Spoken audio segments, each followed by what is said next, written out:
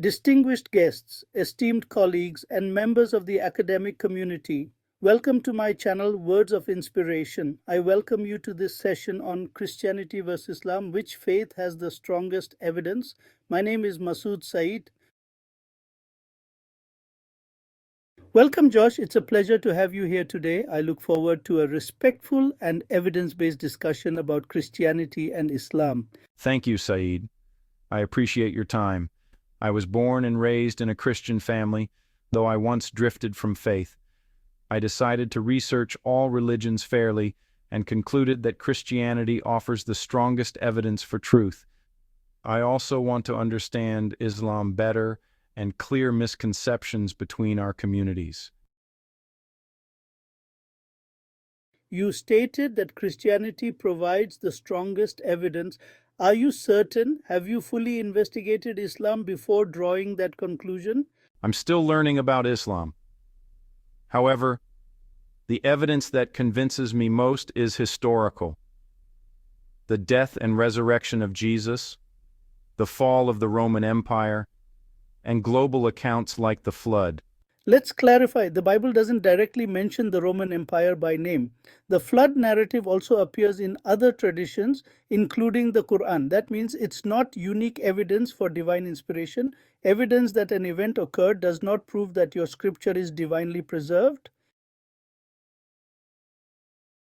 I believe the Bible aligns with real historical events. That strengthens its authenticity.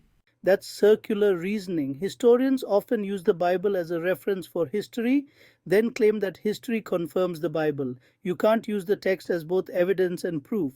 Let's consider textual preservation. The Gospels were written decades after Jesus by unknown authors based on copies of copies.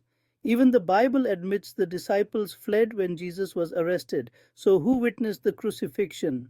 There are thousands of early manuscripts that agree with each other, about 99% identical.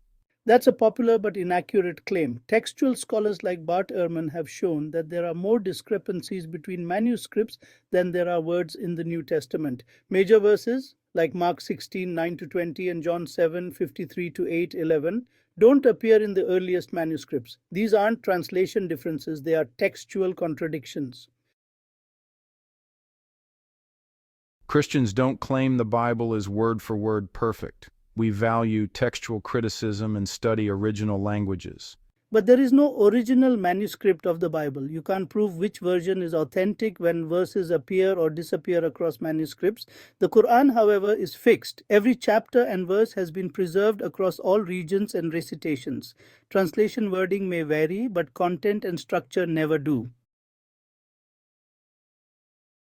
Jesus clearly claimed to be God. That's why Christians believe in his divinity. No, the claim that Jesus said, "I am God, worship me," is not in the Bible. The term Son of God appears, but that's a biblical expression used for many righteous people such as Adam, David, and even peacemakers. The argument confuses metaphorical sonship with literal divinity. Then why were the Jews angry at him for calling himself the Son of God? Because they rejected his claim to be the Messiah, the King of the Jews, not because he claimed divinity. They accused him of blasphemy to hand him over to Roman authorities. Hostile accusations don't prove truth. In Jeremiah chapter 23, verses 5-6, it says, "A descendant of David will be called the Lord our righteousness." That's clearly about Jesus. That prophecy refers to a king who will reign over Israel in peace, something Jesus never did during his life. According to your own Gospels, he was persecuted and executed. The verse fits neither his mission nor the historical reality. Jesus shares divine attributes with God forgiving sins, being the light, the first and the last, and so on. That's a misunderstanding of Quranic language.